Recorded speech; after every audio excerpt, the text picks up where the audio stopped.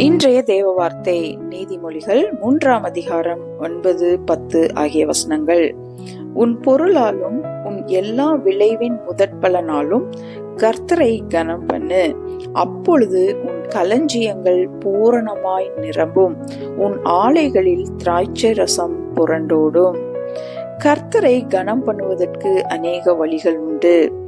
இங்கே நீதிமொழிகளிலே நாம் வாசிக்கிற வண்ணமாக நம் பொருளாலும் நம் விளைவின் முதற்பலனாலும் கர்த்தரை கனம் பண்ண வேண்டும்.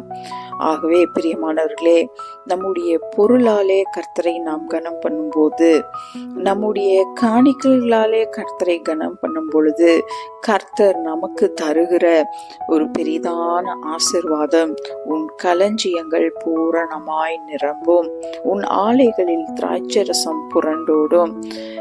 இயேசு கிறிஸ்து தேவாலயத்தில் காணிக்கையின் பெட்டியின் அருகே அமர்ந்து அநேகர் காணிக்கை போடுவதை பார்த்து கொண்டிருந்த நேரத்துல ஒரு ஏழை தாய் வந்து போட்ட அந்த காணிக்கை இயேசுவை கனம் பண்ணினது என்று சொல்லி இயேசு உணர்ந்து அதை ஆண்டவர் பெருமையோடு கூட அதை சொன்னதாக நாம் பார்க்கிறோம். பிரியமானவர்களே, நமக்கு தேவன் கொடுத்ததை நாம் தேவனுக்கு கொடுக்கும் போது அவர் அதை கனமாக கருதுகிறார்.